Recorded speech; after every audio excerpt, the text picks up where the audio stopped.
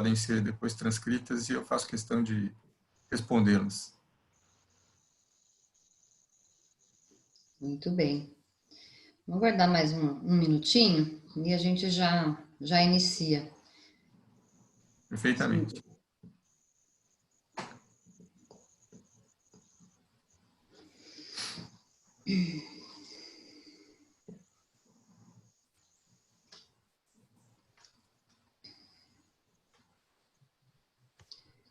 Bom, acho que agora já podemos dar início aos trabalhos.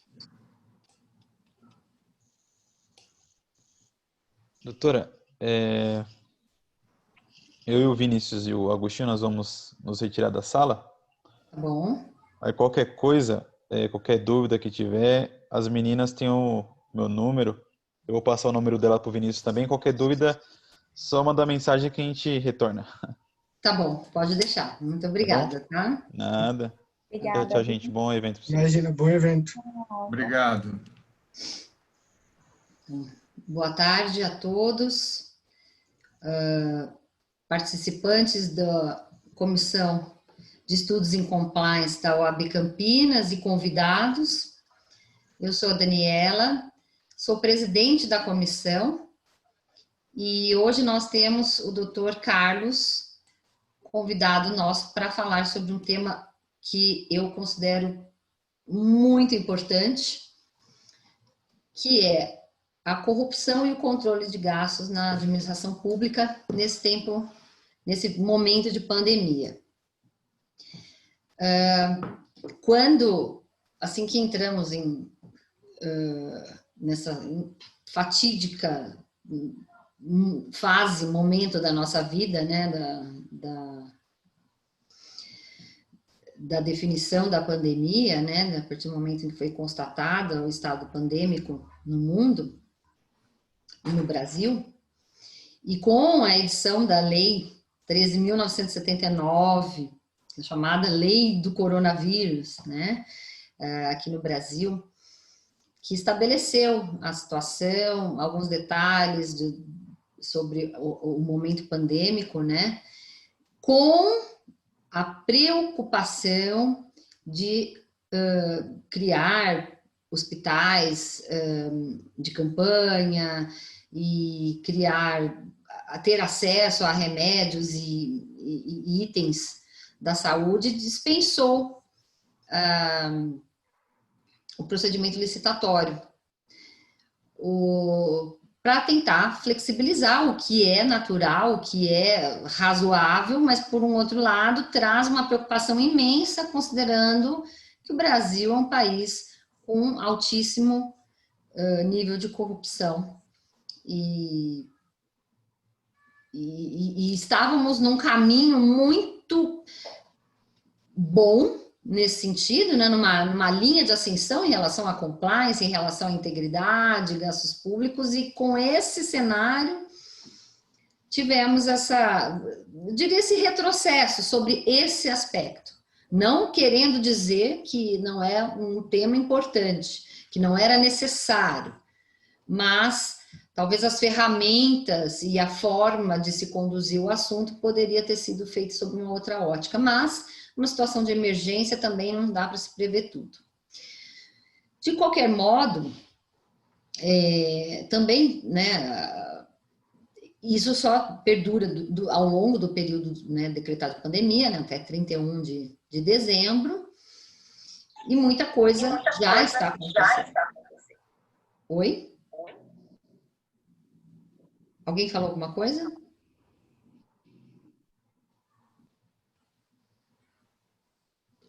Bom, se alguém... Andressa, Andressa, você tá com a gente, né? Tô sim, doutora, tô com vocês. Tá, então se alguém tiver alguma intervenção, alguma necessidade, você nos avisa, por favor, tá? Depois, quando eu passar a palavra para o Dr. Carlos, eu vou ficar também atenta, mas nesse interim, a gente peço para você me ajudar, tá bom? Pode deixar, doutora. Então, tá bom.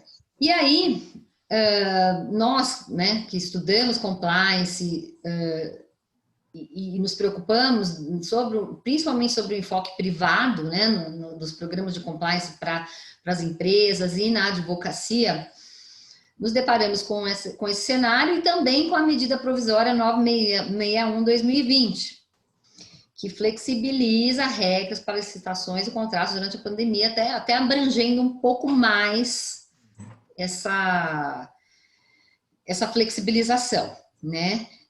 Por exemplo, dando uma oportunidade de que qualquer órgão da administração pública possa pagar antecipadamente por um bem ou serviço, se aquilo for considerado indispensável e se for considerado uma significativa redução de recursos.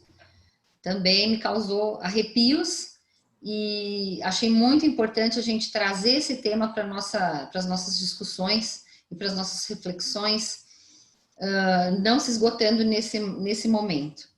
Porque acho que somente através desse diálogo, dessa reflexão que nós fazemos, é que a gente pode propor melhorias e trazer novos cenários aí para a nossa sociedade. Para vocês terem uma ideia, segundo o Ministério da Economia, só as compras realizadas pelo governo federal movimentam montantes na ordem de 48 bilhões. Tá? Então, a gente está falando de muito dinheiro. Então, por isso, assim, eu entendo que é necessário a gente conversar um pouquinho sobre esse assunto, né?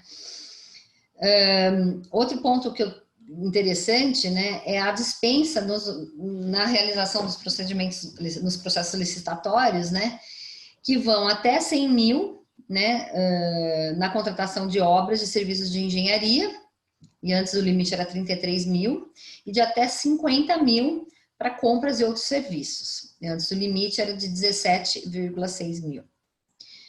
Isso dá margem para muita coisa, né? E a CGU, o Ministério Público e a Polícia Federal já têm investigado práticas em diversas ações, em diversas fiscalizações conjuntas, né? Sobre determinadas condutas já realizadas durante esse período da pandemia. E as condutas investigadas nos processos, nos mais diversos estados e países aí ao longo do Brasil, versam sobre sócios laranjas, sócios ocultos na sociedade, né, só que atuando como verdadeiros proprietários, empresas fantasmas, favorecimento nas contratações públicas, falta de capacidade econômica na empresa, lavagem de dinheiro, apresentação de atestado de capacidade técnica falso. Essas são algumas que eu apurei, tá? Existem mais investigações e outras investigações ainda em curso que podem trazer outras novidades, né, sobre esse aspecto. Bom, com a própria corrupção, né, e o peculato,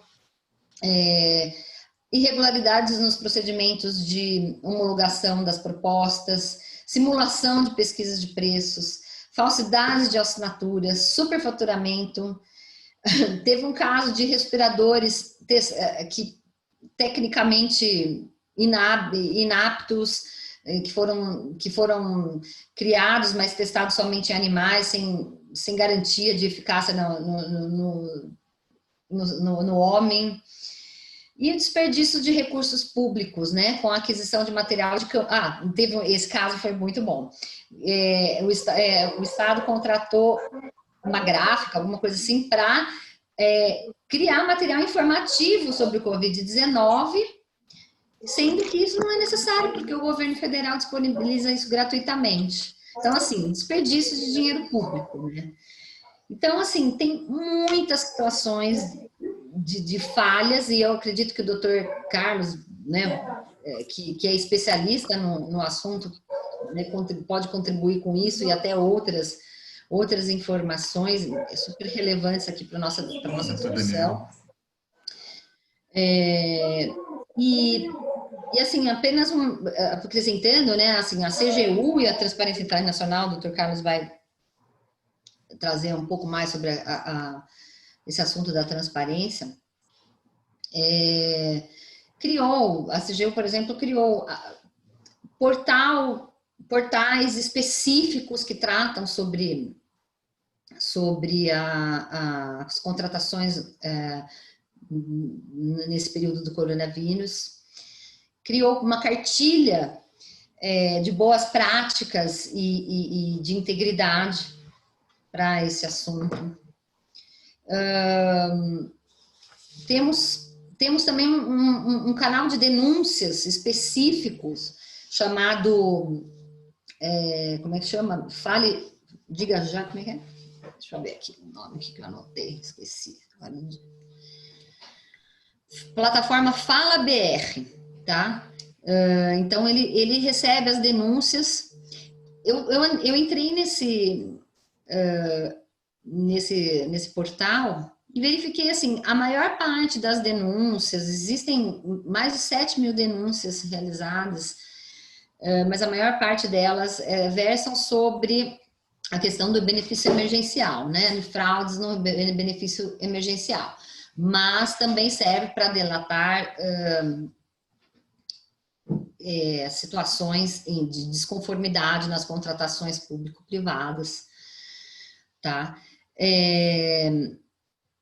Então, eu entendo que a gente tem, assim, muitas ferramentas, a CGU está trabalhando fortemente em criar ferramentas, mas a sociedade civil, nesse sentido, também precisa colaborar, inclusive pela existência desse canal de denúncia, porque é impossível você controlar e fiscalizar tudo, né? Sendo assim, eu tenho também uma outra preocupação em relação ao assunto, que é a medida provisória 928/2020, que fala sobre a suspensão dos processos administrativos, né, relacionados a agentes públicos, né?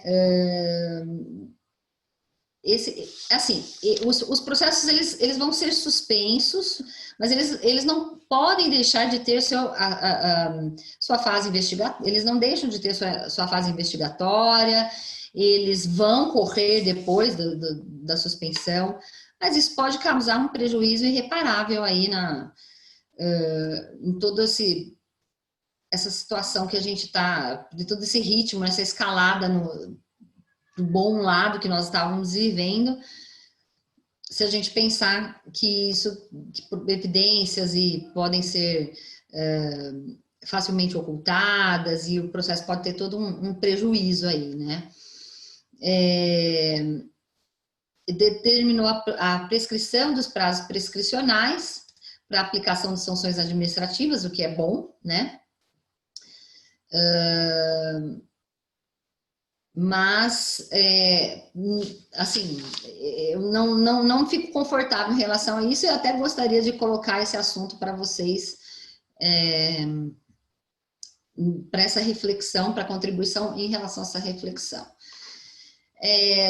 O que nós temos também, para finalizar, eu gostaria de deixar claro que, assim, as empresas que possuem os programas de compliance implementados e atuam com a administração pública, elas têm um papel muito importante nesse momento. E nós, os profissionais de compliance, também precisamos estar atentos e dividir isso com os nossos clientes, com os nossos parceiros, com todos aqueles que estão inseridos nesse contexto, porque muitas investigações estarão por vir, né? Por conta de toda essa movimentação, mas vai ter muito trabalho em relação a isso, né? E aquelas empresas que se destacarem, né, que inclusive elas também têm algumas condutas que podem ser realizadas no sentido de dar transparência de seus negócios realizados, de agir com conduta, de realizar denúncias, se for o caso, né? elas vão ter uma visibilidade em relação à responsabilidade social importante no futuro. E essa imagem, ela vai ficar, né? Trata-se de um momento, de um período inaceitável. Corrupção em relação ao estado pandêmico, a respiradores, remédios, construção de hospitais, nunca foi aceitável e mais agora ainda que a gente está vivendo um momento tão infeliz, tão crítico, né, na sociedade, no mundo, né?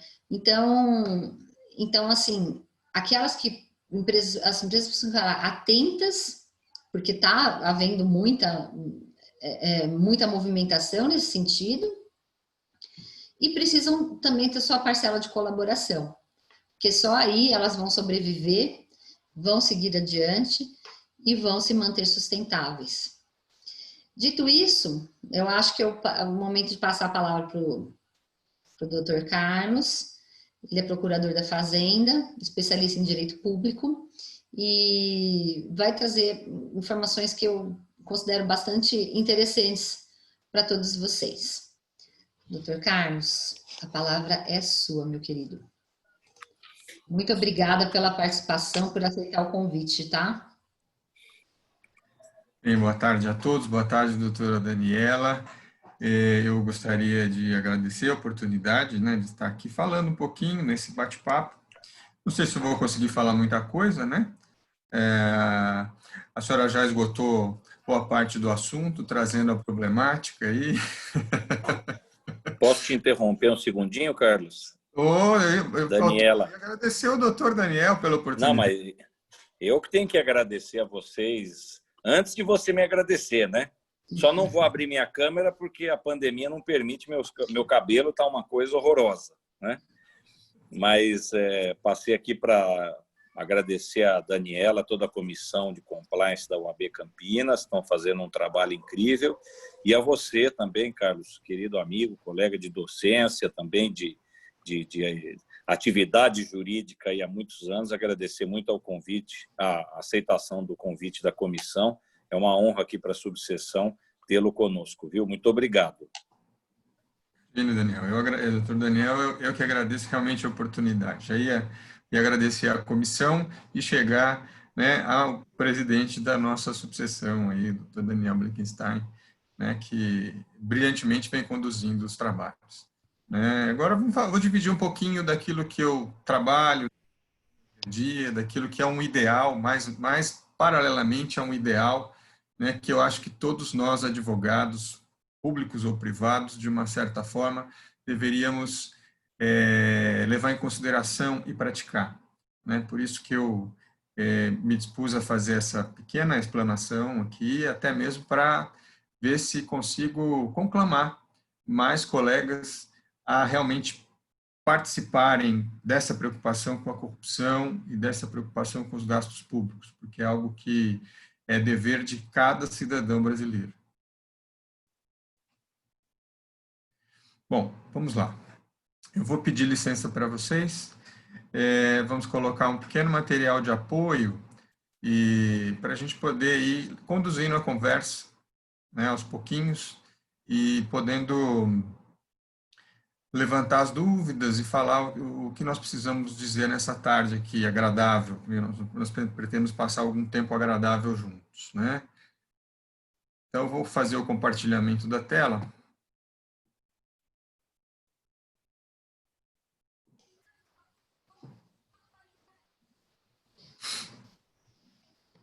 Já entrou. Já entrou? Uhum. Mas eu preciso colocar em modo de apresentação aqui. Pronto. Hoje nós vamos fazer um bate-papo aqui sobre corrupção e controle dos gastos públicos em tempos de pandemia. Como a doutora Daniela já colocou, uma questão absolutamente preocupante, porque houve uma flexibilização extrema, né, até compreensível até certo ponto, porque é só imaginarmos os nossos lares, se nós tivermos uma situação de emergência de saúde, obviamente qualquer orçamento que nós tenhamos planejado, tenhamos efetuado, nós acabamos por colocar isso de lado para poder atender essas necessidades emergenciais de problemas de saúde que acontecem, né? Então, traçando esse paralelo, até há uma justificativa para que haja essa flexibilização. Mas, realmente, o modo, né, e o limite que foi feita essa flexibilização nos preocupa bastante. Para começar, vamos fazer apenas uma introduçãozinha aqui. Eu estava pensando como é que eu ia começar essa conversa com vocês. Aí eu lembrei lá do meu juramento, né, no dia que eu fui, né, receber a minha carteira da OAB, e aí lá estavam algumas palavras que podiam nos ajudar a pegar o gancho e seguir o caminho da nossa palestra de hoje, né? Que vejam só, o que nós prometemos lá no nosso juramento, né? Observar a ética, defender a Constituição e a ordem jurídica do Estado democrático, e também a justiça social. E isso é o que a corrupção mais destrói. No momento que nós não agimos de alguma forma para combater isso com a técnica que nós temos, que nós adquirimos ao nos tornarmos advogados, nós estamos deixando de cumprir o nosso juramento, né? Como é que nós temos defendido a ordem jurídica do Estado democrático? Eu, você, todos nós. Só dentro dos nossos casos em particular, quando nós temos um olhar voltado para a sociedade, para o funcionamento da máquina pública, consome recursos, né? Eu que trabalho na arrecadação, né? Com a arrecadação dos recursos, buscar os recursos e faço a defesa tributária da União, vejo, né, como é difícil para o empresário, como é difícil para as pessoas recolherem tantos tributos, né? E quando eles chegam lá, porque o nosso trabalho é levar esse dinheiro para o cofre, mas quando eles chegam no cofre, o gasto já não faz mais parte da Procuradoria da Fazenda Nacional. Aí é questão de cidadania, nós olharmos e acompanharmos aqueles para os quais a gente entregou o mandato, e verificar se eles estão agindo dentro das normas constitucionais. E nós, enquanto advogados, temos esse dever, né? A que ponto a nossa colaboração, a nossa atuação colabora com a justiça social? A justiça social aí que eu digo é nesse viés, nesse aspecto, nesse prisma, né? Falando do gasto público. E aí, por que isso tem... E qual a relação disso com o compliance? Eu não sou especialista em compliance, estamos aí com a comissão de compliance, de estudos de compliance, né? Fui buscar um conceito ali básico do que seria o compliance, né? Que vem do verbo em inglês, né? To comply with, que é estar em conformidade com, né? Ou seja, estar alinhado, estar cumprindo todas as exigências internas e externas relativas à sua atividade, relativas ao seu segmento de negócio, né? E nós, enquanto advogados, que podemos oferecer, né, essa consultoria para ajudar, né, ajudar as empresas, ajudar as pessoas jurídicas a se manterem dentro dessa linha de estar em conformidade com, né? E o compliance, ele teve uma origem lá, com a criação do Federal Reserve System em 1913 nos Estados Unidos, por conta do sistema bancário, para se evitar a fraude interbancária, né? Mas depois, com alguns escândalos que os Estados Unidos sofreu, ele acabou realmente ganhando uma lei própria em 1977, né? O Foreign Corrupt Practice Act, né? Depois de Estados Unidos ter passado o período turbulento, né, em 1972, com o presidente Nixon, né, onde havia aí pagamento de funcionários do governo para que eles fizessem a espionagem do partido adversário, ou seja, dinheiro público sendo gasto para uma atividade ilícita, né? Então, e aí foi criada essa legislação do compliance lá nos Estados Unidos. Aqui, no Brasil, pelo que eu pude levantar, a prática da compliance começou com o sistema bancário, né, para a gente evitar realmente as fraudes interbancárias. e foi tomando corpo até que nós tivemos a edição da Lei Anticorrupção, a Lei 12.846 de 2013, que trouxe o quê? Foi admitida a responsabilidade objetiva da pessoa jurídica infratora. Então, se não se questiona a culpa, praticou aquela conduta, tem responsabilidade da pessoa jurídica. Não estamos falando dos dirigentes, porque independe da responsabilidade dos dirigentes ou administradores. Essa responsabilidade, ela é independente, né? Então, essa lei trouxe esses avanços, né, com multas administrativas que podem chegar a 20% do faturamento bruto anual da empresa, né, por atos contra a administração pública nacional ou estrangeira, e podem chegar à extinção compulsória. Então, nesse momento de pandemia aqui, as empresas que efetuarem esses atos, praticarem esses atos, né, de corrupção, né, que violem, até aproveitando dessa abertura que foi dada pela lei, né, que autorizou os gastos da pandemia, elas podem sofrer responsabilização ali na frente, que podem chegar a consequências muito graves, né? Então, precisa realmente ter cuidado. E houve a criação do Cadastro Nacional de Empresas Unidas, né? E, lógico, com a criação do processo dos acordos de leniência, nós estamos falando de responsabilidade administrativa, que também é independente da responsabilidade civil. Mas não é aqui o nosso foco, né? Nosso foco aqui é ver quais atos estão definidos lá nessa lei. Genericamente, nós podemos agrupar aí em 3 grandes vertentes. A oferta de vantagem indevida para o agente público, a atuação por interposta pessoa, que a doutora Daniela realmente já falou, pessoas jurídicas de fachada, isso é que é a atuação por interposta pessoa, sócios laranja. Então, esse tipo de conduta pode ser punida através da lei anticorrupção, né? E, por fim, a prática de atos que impeçam ou dificultem a competição nas licitações. O preço combinado, né? Aquela reunião antecedente que evita que haja a competição, né? Então, esses atos estão tipificados lá na Lei 12.846 e podem ensejar essa responsabilização administrativa.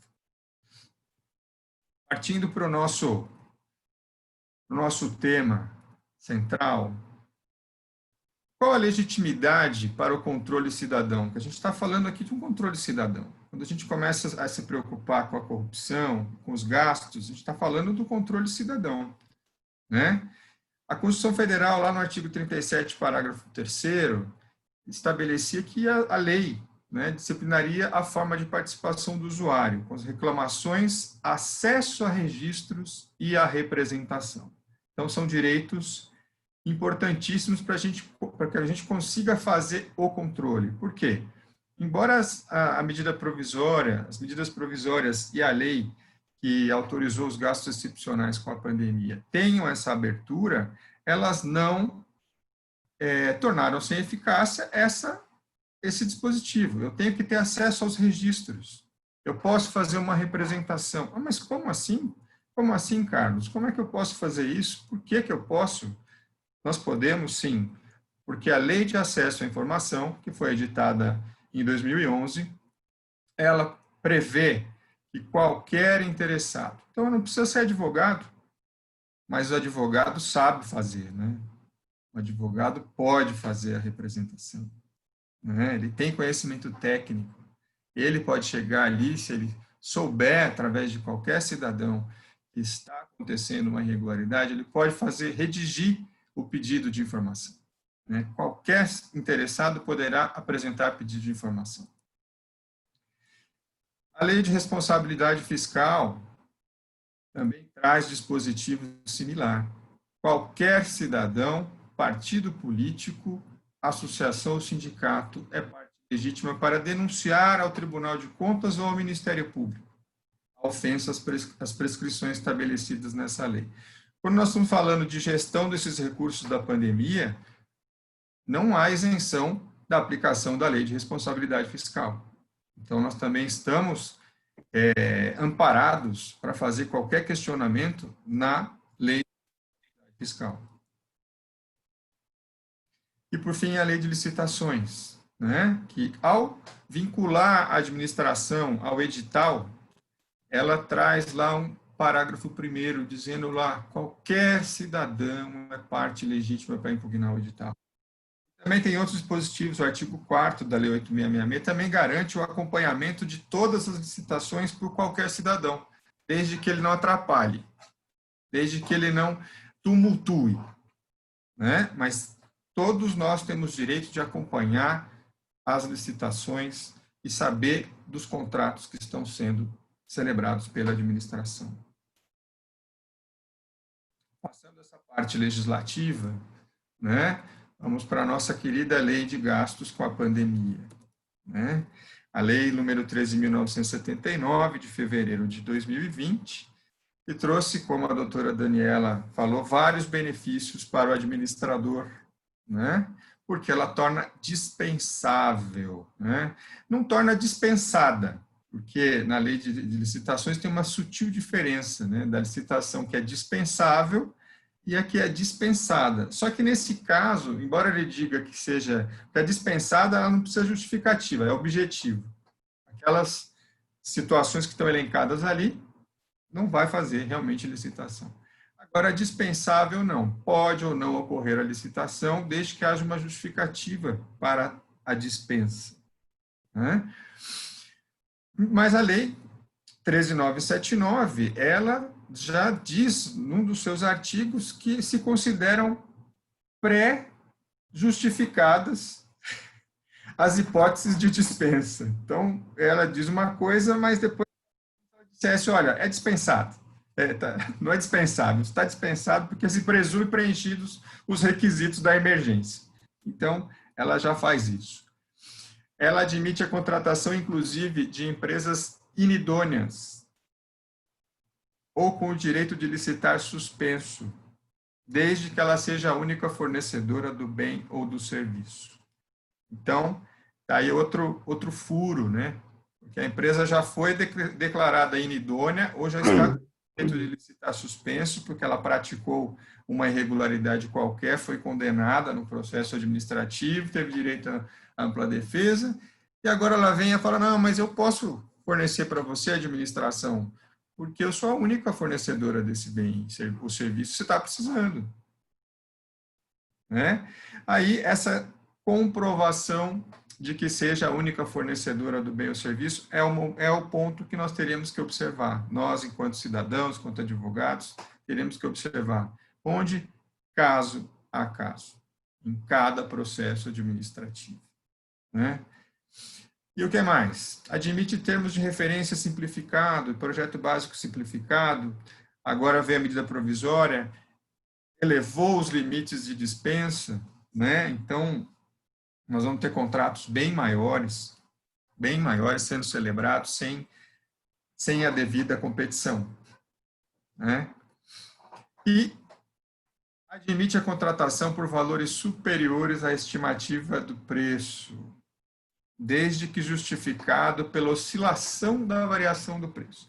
Eu só queria entender como é o critério para que se estabeleça qual é a oscilação de mercado de preço ou oscilação especulativa de preço que ao qual o governo se submete para fazer a compra, né? O exemplo da máscara que custava 30 centavos e começou a ser vendida a R$7 cada máscara, né? Então, a gente não tem como fazer, mas a lei veio e estabeleceu essa premissa de que pode ser feita a contratação por valor superior à estimativa de preço. Além de dispensar a estimativa de preço, se houver justificativa. Também. Justificando, tudo pode. Isso é difícil, porque essa justificativa ela vai ter que ser combatida uma a uma e perante o judiciário. A administração não creio que vá se dispor a rever. Uhum. E a única coisa que nos defende, digamos assim, né, os deveres que foram estabelecidos na Lei 13.979. Né? Disponibilização imediata de todas as contratações. Então, contratou por conta da Lei 13.979, com recursos que advieram do governo federal por conta da 13.979, precisa disponibilizar imediatamente essa contratação. Aonde? Num sítio específico, a Rede Mundial de Computadores na internet. Então, não é geral. Tem que ter um link, um caminho específico para demonstrar aquelas despesas. E contendo as informações previstas na Lei de Acesso à Informação. A Lei de Acesso à Informação, ela prevê uma série de informações que precisam ser disponibilizadas a respeito dos contratos, inclusive a forma como essas informações são disponibilizadas. Como assim? As informações não podem ser disponibilizadas exclusivamente em formato vinculado a programas protegidos, programas fechados, por exemplo, da Microsoft. Não podem ser disponibilizadas exclusivamente no formato Excel, por exemplo. Tem que ser fornecida de forma que sejam legíveis por software livre. Por quê? E no formato texto, para que isso possa ser processado automaticamente, não precise realmente ficar um a um, o ser humano ficar olhando um a um, linha a linha, para conferir se aquilo está certo ou não, mas que ele possa ser trabalhado com uma ferramenta através de um sistema, de um programa. Então, a lei determina isso.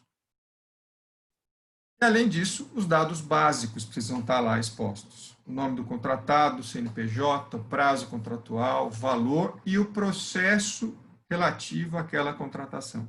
Isso é o mais importante, gente, porque se eu tiver o processo, eu vou até o processo, faço a consulta e vou olhar os outros elementos, vou conferir todos os outros elementos. Né? Tem justificativa, não tem justificativa, o preço está de acordo com o de mercado, a empresa tem viabilidade técnica, tem viabilidade econômica, né? Ela tem musculatura para aguentar uma contratação daquele tamanho. Então, só através do processo administrativo de cada contratação é que nós podemos fazer essa verificação. Eu trouxe aqui um exemplo do portal da transparência do município de Campinas. Né? Onde é que eu vou? Como é que eu faço isso? Se eu quiser colaborar com a cidadania, né? Como é que eu faço? Você entra no portal da transparência do seu município, ou do ente que você deseja, né, verificar se o gasto está correto ou não. E aqui, no caso da prefeitura, né, nós temos aí um link direto ali, ó, Covid-19 despesas. Quando a gente ingressa nesse link, ele permite que nós façamos a filtragem e o acesso aos contratos que foram celebrados. Por período, por tipo de transação, por programa. Mas, é lógico, nós já entramos nesse portal e eu e o pessoal que atua no Observatório Social da região metropolitana de Campinas. Por exemplo, não é possível você fazer uma pesquisa por CNPJ. Eu não consigo partir de um fornecedor específico para ver se ele tem contrato com a prefeitura ou não, nesse Covid. Eu sempre tenho que partir do contrário, do tipo de contrato, para chegar a quem são os contratados. Né? Então, isso já é uma falha que tem no portal da transparência. A gente precisa acessar os portais de transparência, porque a verificação da legitimidade desses gastos da Covid-19, ela só pode ser feita dessa forma. Inclusive, nesse momento, nós temos um questionamento pendente que acabou de ser protocolado na Prefeitura de Campinas, como é público, não tem problema para ser divulgado isso, porque foi contratado um serviço de médicos de terapia intensiva. Então, era uma empresa que está fornecendo, né, o serviço médico de terapia intensiva. E no quadro societário desta empresa foi identificado um médico que é servidor contratado da Prefeitura de Campinas, né? Enquanto a lei de licitações veda explicitamente esse tipo de prática, né? Então, já foi encaminhado um ofício questionando essa contratação. Outros exemplos que nós estamos enfrentando, que nós, por absoluta falta de tempo, né? Porque isso é um trabalho, como eu falei, que depende do tempo que sobra da sua atividade principal, mas que vale todo o esforço que você empenha, porque é uma forma de você se doar para a sociedade, se doar para ver um resultado melhor para todos, em princípio, né, de emergência de saúde pública. Então, tem a questão de publicidade, doutora Daniela. Publicidade no contrato, contratação de uma empresa de publicidade que foi feita, havia um empenho já num valor bem substancial, né, da prefeitura. Quando foi disponibilizada a verba do governo federal, a prefeitura fez o que? Uma retificação desse empenho. O empenho é a reserva do valor para determinada despesa. Ele fez a retificação desse empenho, reduziu a despesa com publicidade da prefeitura toda a 1/10 do valor daquele empenho, e o restante todo ela computou como despesa da Covid-19. Né? Lançou um novo empenho, mas que obteria recursos do dinheiro que veio do governo federal e não daquilo que estava reservado no orçamento para gasto com a publicidade local. Né? Então, voltamos ao mesmo assunto. Né? Se existe divulgação, material gratuito de divulgação fornecido pelo governo federal, qual é a razão do gasto com essa publicidade local que foi contratada? Na verdade, não houve um problema de burla à licitação, mas houve uma troca de despesa. Né? O que era previsto para toda a prefeitura ficou um valor pequenininho, e o valor para publicidade com a Covid-19 foi 9 vezes maior. Então, foi uma alteração que está lá, está tudo documentado no processo administrativo. Mas como é que se chega a essa conclusão? Só observando, só dedicando tempo, se doando para essa causa que é o acompanhamento dos gastos públicos e o combate à corrupção. Infelizmente, nós não temos isso por atividade principal, mas acho que todos podem empenhar meia horinha, uma curiosidade, dar uma olhada, ver um edital, ver como é que esse edital está, né, tá escrito, ou ver essa contratação. Será que isso aqui está dentro da legalidade? Está lá na permissão da lei? Né? Está lá na permissão da lei. Então, são essas coisas que eu gostaria de chamar a atenção de vocês, fora, né, esse aspecto que ficou muito amplo de permissividade, né, para fazer as contratações sem a realização de licitação. Isso requer uma atenção muito maior, e nós, da advocacia, poderíamos colaborar muito nesse momento. Agora, por que nós vamos fazer isso sozinhos? Para que nós vamos tornar pessoal a coisa? Se eu acabei de ler lá na Lei de Responsabilidade Fiscal, né, que as associações podem fazer. Né? Então, nós temos, no âmbito de Campinas e da região metropolitana de Campinas, existe uma entidade chamada Observatório Social da Região Metropolitana de Campinas.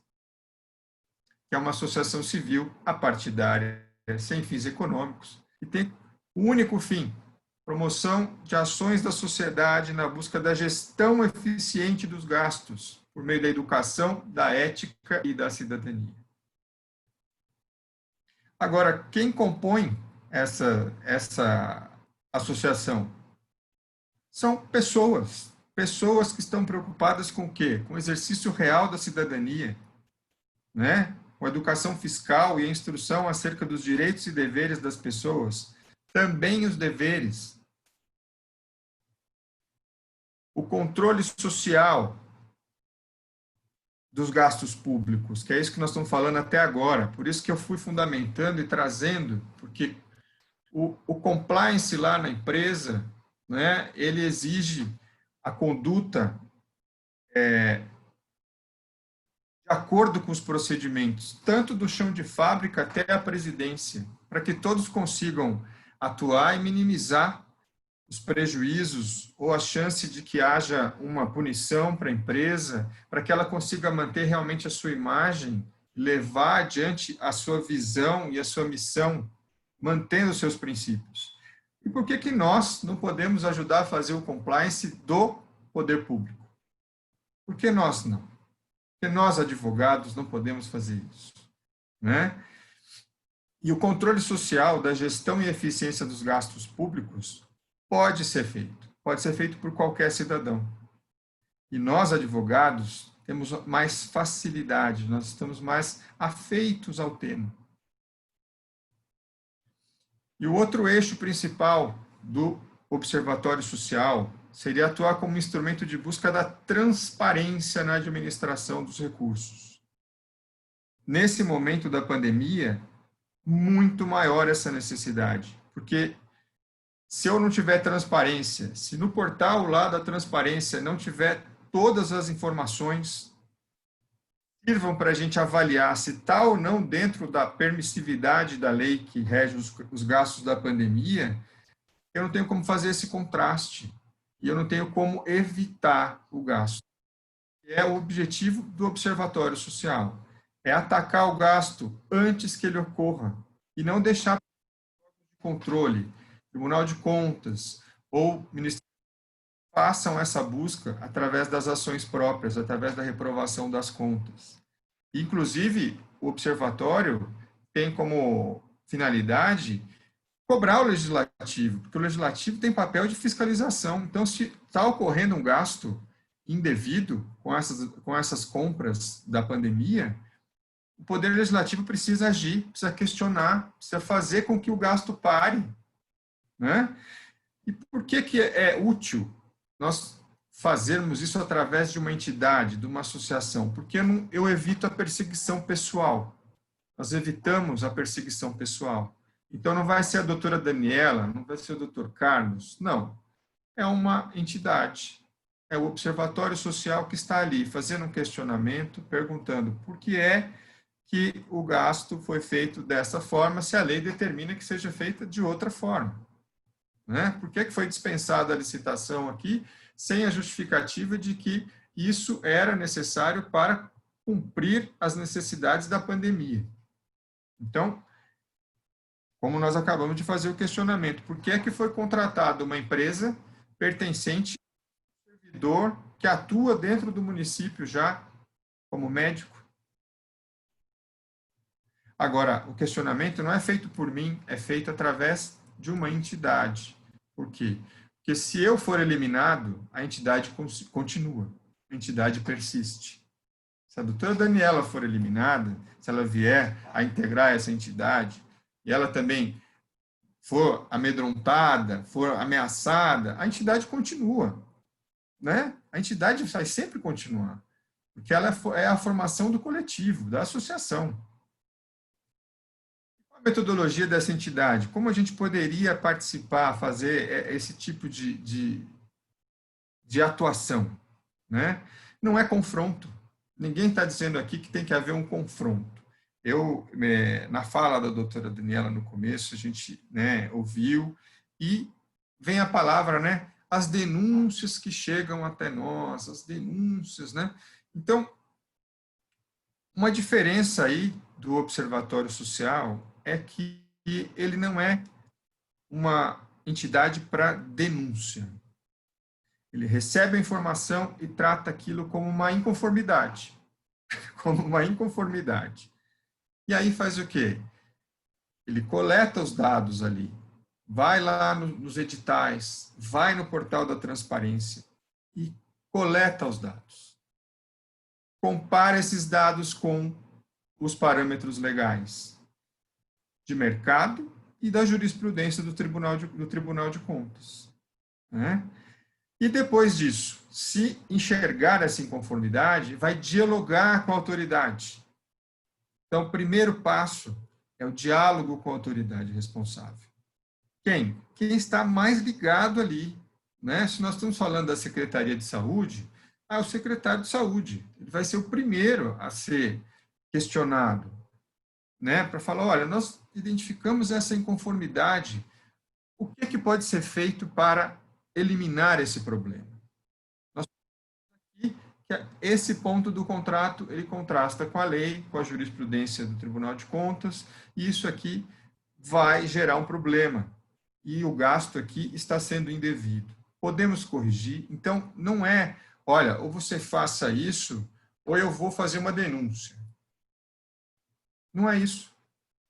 O que o observatório quer é que o erro seja corrigido. E isso é o que a gente precisa buscar, porque os recursos, eles precisam parar de sair do cofre. Então, se a autoridade sabe, fica sabendo, fala, bom, agora é de conhecimento público e tem alguém observando, tá? E tem alguém olhando aqui e documentando que isso está errado. Há uma grande probabilidade dela se adequar, dela se conformar. Né? Por quê? Se não há solução com a autoridade direta, aí nós vamos subindo na hierarquia. Falei com o secretário de saúde, não adiantou, então nós vamos falar com o secretário de controle interno, que os municípios são obrigados a ter um secretário de controle interno. O controle interno também não deu bola, não acatou a nossa denúncia. Então nós vamos ao prefeito. Prefeito, falamos com isso, tudo é feito de que maneira? De maneira formal. Nada é feito. Então, nós estamos falando aqui de insatisfação e atitudes desesperadas na rede social, né, de manifestações de indignação no WhatsApp. Nós estamos falando aqui de ofício protocolado com número de registro e com prazo de resposta de acordo com a Lei de Acesso à Informação. Simples assim. Um procedimento padrão, sem qualquer complexidade. Pergunto, me responde no prazo, não foi satisfatório? Vamos para a autoridade imediatamente superior. Quando terminar, quando chegar ao prefeito, se a situação não estiver resolvida, nós teremos um dossiê.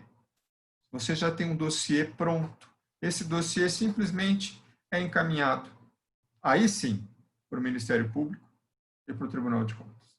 Dizendo, olha, foi avisado, foi identificado, houve o diálogo, houve a tentativa de conformidade, não fomos atendidos.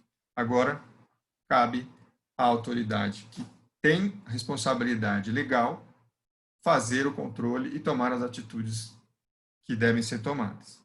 Né, com a punição da autoridade, com a suspensão do contrato ou dos pagamentos. Né? Então, mas antes disso, na verdade, a tentativa é de conformar, fazer com que a autoridade pública se conforme, ainda que a norma ultimamente seja muito permissiva. Né? Então, aí no final, caso persista o risco de prejuízo ao erário, vamos encaminhar o dossiê aos órgãos de controle e ao Ministério Público. Então, essa é a parte que fica como uma sugestão aqui à advocacia. Né? Todos que quiserem e se acharem no dever de continuar cumprindo o seu juramento, colaborando com a justiça social, com o Estado democrático de direito, podem agir dessa forma, podem auxiliar no controle desse gasto, principalmente nesse momento delicado dos gastos com a pandemia, né? Em que dinheiro que deve ser utilizado para leitos, para insumos, né, e para medicamentos, pode estar sendo simplesmente economizados para uma finalidade não muito clara, né? Porque nós temos eleições que se avizinham, né? E nós não podemos permitir que esses gastos, esses recursos sejam drenados com a perda de vidas para finalidades que nós não aprovamos, né? Por fim, o Observatório Social ele não vive só de colocar o dedo na ferida e pedir para que os gastos públicos sejam consertados, que as atitudes ilegais sejam conformadas, né? Ele não usa o denuncismo, usa o diálogo e quer uma parceria com o governo, né? A finalidade é ajudar a resolver o problema, principalmente problemas que possam implicar em responsabilização do ordenador de despesa, que é o caso agora dos gastos com a pandemia. E quando o observatório tiver em plena atividade, a intenção seria instituir um prêmio ao gestor que se adequar e demonstrar colaboração com essas boas práticas. Por quê? Porque todo mundo que se corrige merece um reconhecimento, principalmente na área pública, porque aquele que se submete realmente à legalidade e reconhece que estava agindo em desacordo, mas corrige, evita o desperdício do dinheiro público, merece um reconhecimento e pode usar esse reconhecimento até para manter a sua administração em boa imagem, né, com o cidadão. E isso o observatório pretende também fazer ao longo do tempo, né? Além disso, nós também pretendemos fazer iniciativas educacionais. Temos já um teatro de fantoches para as escolas públicas e privadas, para o ensino fundamental. Mostra os direitos e deveres e como exercer a cidadania participativa e o controle dos gastos é importante, mas de uma maneira lúdica, para a gente plantar essa semente do que nós estamos discutindo aqui nas crianças, para que elas já venham com uma noção de cidadania, de que é importante fazer esse acompanhamento, né? De que se nós não fizermos o acompanhamento, o dinheiro realmente vai ser gasto de uma maneira inescrupulosa e pode faltar o medicamento, pode faltar o leito, pode faltar a merenda, tudo que nós esperamos que o Estado tenha cumpra como a sua finalidade básica, nós podemos ver faltar se nós não fizermos o nosso controle social. O Observatório Social pretende promover treinamento dos seus membros e dividir isso também com servidores municipais. Inclusive, tem um projeto, né, de extensão universitária que está sendo proposto com a Universidade Mackenzie para que os alunos do Mackenzie participem desse treinamento e possam aprender a fiscalizar os gastos públicos, possam aprender a fiscalizar e interpretar contratos e editais para encontrar possíveis falhas, possíveis desvios, para que nós possamos evitar esse tipo de problema, né? Então, isso já é uma iniciativa que também está em andamento. Por último, as atividades, né, que estimulem os estudantes, como prêmios, concursos de redação, feiras de cidadania, para quê? Para trazer pessoas que precisam realmente olhar para o gasto público, mas não olhar com aquela vontade de ficar só proferindo palavras, né, de ira, né, nas redes sociais, mas que saibam como exercitar esse direito, e saibam como identificar onde está o erro, e não fiquem sendo levadas por interpretação de um ou outro órgão de imprensa ou de uma outra notícia falsa, de fake news, mas consigam minimamente entender se aquele gasto está ou não adequado, né? Vou deixar aqui os contatos, mas e fico à disposição para a gente poder conversar e algum questionamento que tenha sido feito, eu fico à disposição aqui. Que excelente apresentação, doutor Carlos. Trouxe realmente uma reflexão adicional para todos nós. Eu acho que aqueles que se interessam pelo tema compliance, que inicialmente tratamos do tema anticorrupção, se estamos falando da prevenção anticorrupção do setor, por parte das empresas para com o setor público, também temos que observar, né, usando sua expressão, essa questão do ponto de vista do setor público para com a sociedade, que é o objetivo final de todos como cidadãos, como indivíduos, né? Todos aqueles que se interessam por esse tema, de uma certa forma, se indignam com a existência da corrupção e querem trabalhar em prol da diminuição dessa corrupção.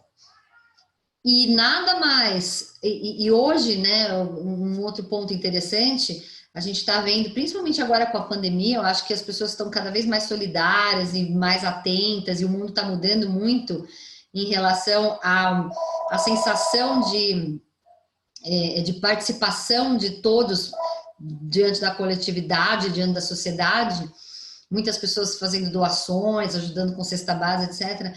Mas por que não aqueles que têm conhecimento, um pouco mais de conhecimento e de estudo do que os demais, que podem ajudar aí numa arrecadação, numa distribuição de alimentos para pessoas com vulnerabilidade social, não ajudarem em iniciativas que exijam um conhecimento técnico maior, porque é onde você pode ajudar, é onde você pode contribuir melhor com a sociedade.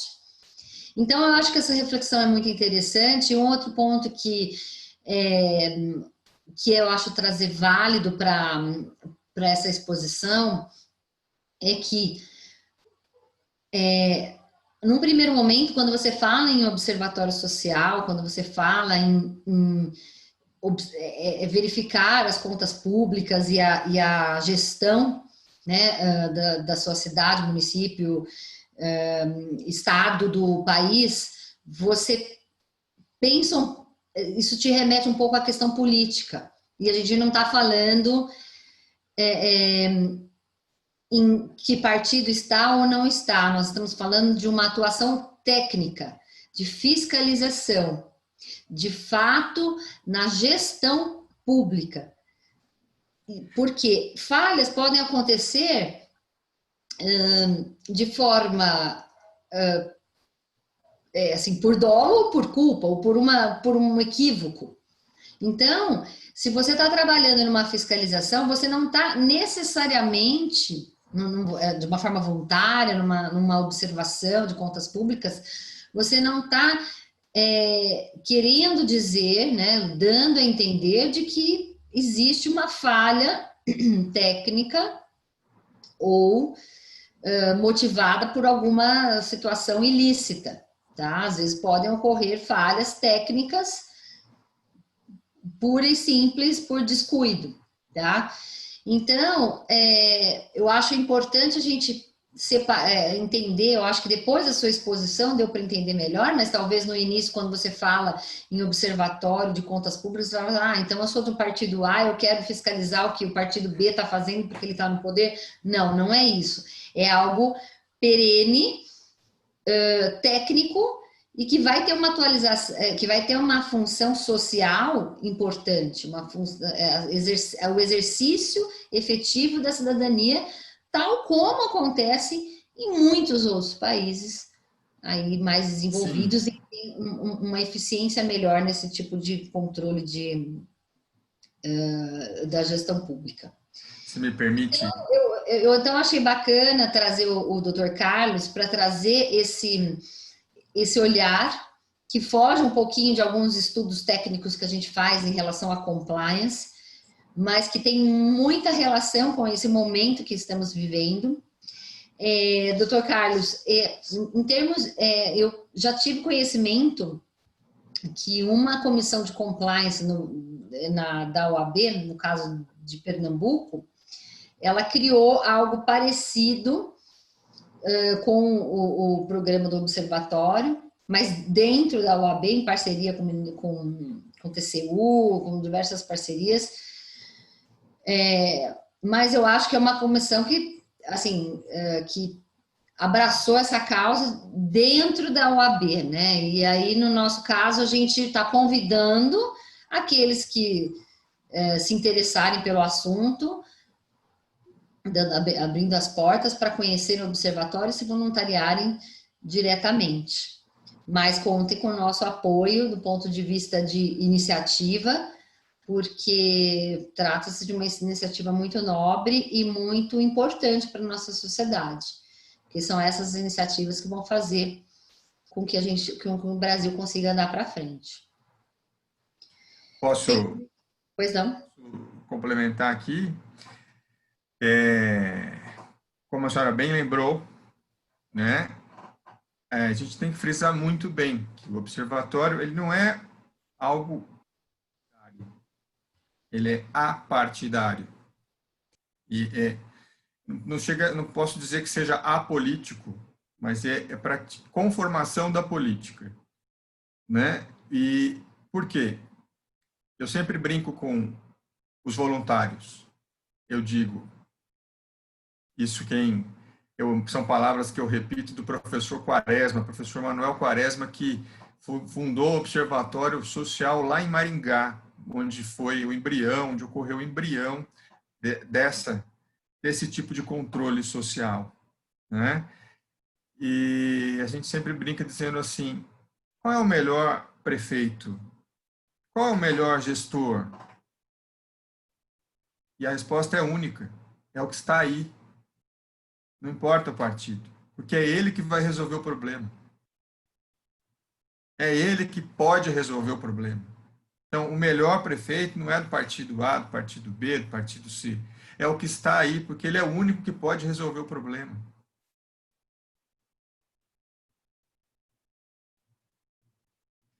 Correto. Doutor Carlos, eu tenho uma pergunta aqui no chat. Ops, você está me ouvindo?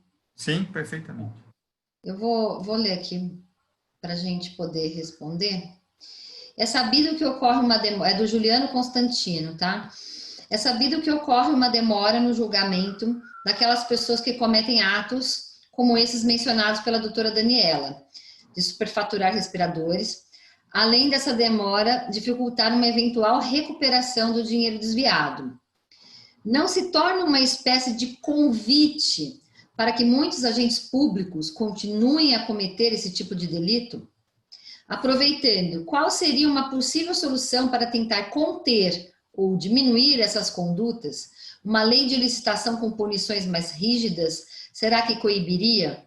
Ou talvez criar juízes especializados nesta área? Será que não poderia trazer uma rapidez maior na punição de quem comete esses delitos? Destaco, por fim, esta ótima iniciativa proposta pelo Observatório Social. Doutor Carlos, a pergunta tem várias... São várias perguntas. São várias então, perguntas. Fique à vontade. Várias perguntas. Bom, vamos tentar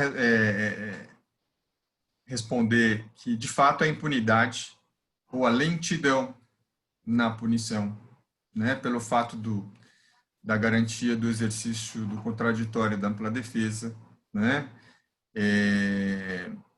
com vários recursos existentes, realmente dificulta a punição. Mas o que não impede, e também não deve coibir ânimo, né, o nosso ímpeto de continuar fazendo as cobranças, porque ainda que venha depois, a punição, ela virá.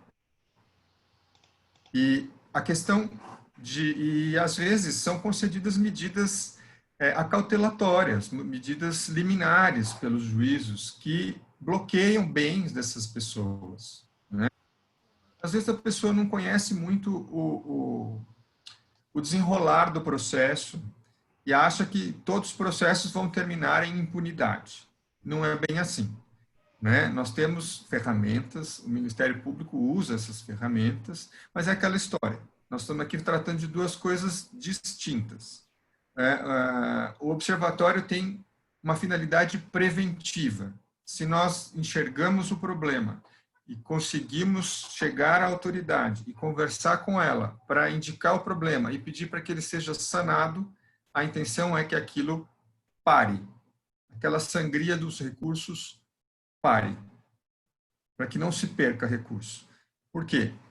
No momento que eu devo levar essa denúncia, ou como cidadão, ou como observatório, para o Ministério Público ou o Tribunal de Contas, realmente nós vamos ficar à mercê do desenvolvimento dos atos processuais, que é muito diferente do contato no olho, do corpo a corpo, dizendo, olha, a sociedade já viu que está errado, né? Vamos tentar resolver esse problema. No que diz respeito a uma justiça especializada nisso, né? Nós temos as varas de fazenda pública que são especializadas nisso em alguns lugares, mas essa especialização ela funciona muito bem no começo, porque ao longo do tempo o número de processos vai se avolumando e novamente nós temos a lentidão do processamento. Então, isso funciona no primeiro momento. Na hora, começou agora, ótimo, as primeiras denúncias vão ser apuradas bem rapidamente. Agora, ao longo do tempo, conforme aquilo vai se acumulando, a lentidão vai tomando realmente o processo. Não tem como... talvez, como nós estamos vendo agora, né, que a pandemia forçou muito o trabalho remoto e demonstrou que há uma possibilidade de uma eficiência maior, uma celeridade dos atos processuais mais simples, que vão levar os processos a terminar em tempo menor. Isso nós vamos experimentar agora, eu acredito, que seja um dos efeitos positivos dessa pandemia. Então, eu acredito que, inclusive, nesse aspecto, no aspecto dos processos que dizem respeito à improbidade administrativa, isso também ocorra. O fato de se fazer comissões mais rígidas numa lei de licitações alterada, pode ser até imaginado isso, mas hoje em dia poucos municípios têm órgãos, têm comissões de licitação assim especializadas. Tem muitos municípios que compõem comissão de licitação com pessoas que não têm especialização. Eu acredito que talvez a especialização das pessoas melhoraria muito, né? O treinamento, a especialização de pessoas só para lidar com licitação melhoraria muito essa questão do desvio, né? Mas que essa alteração legislativa seria a solução do problema, não acredito.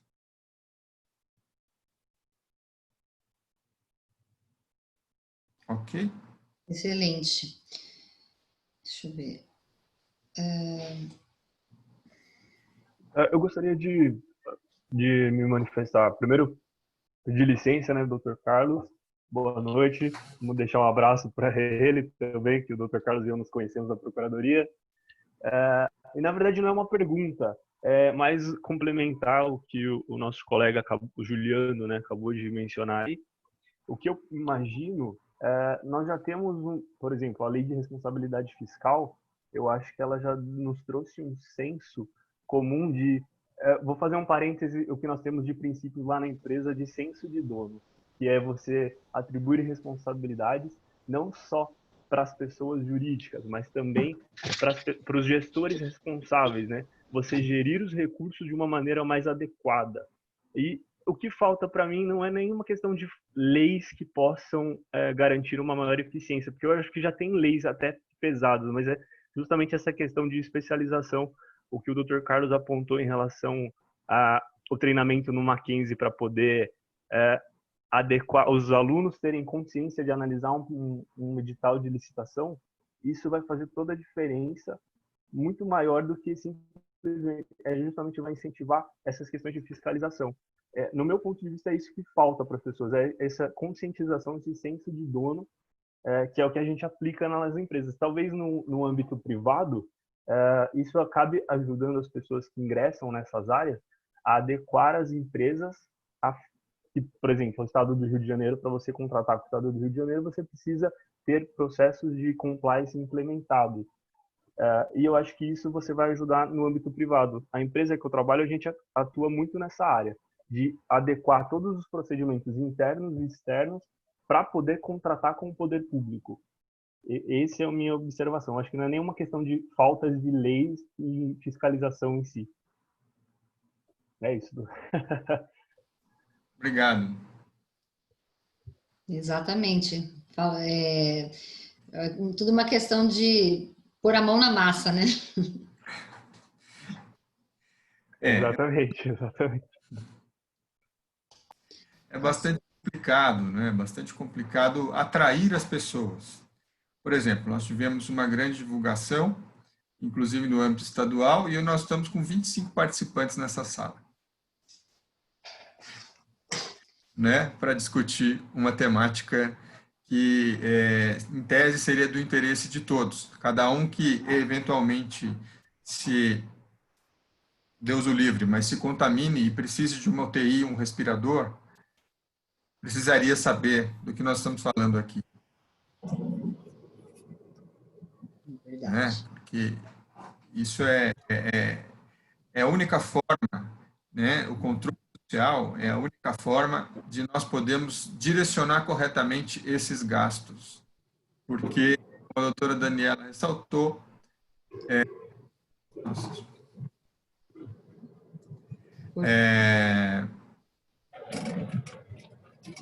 é muito cômodo para o gestor receber essa carta branca, né, com limites majorados, com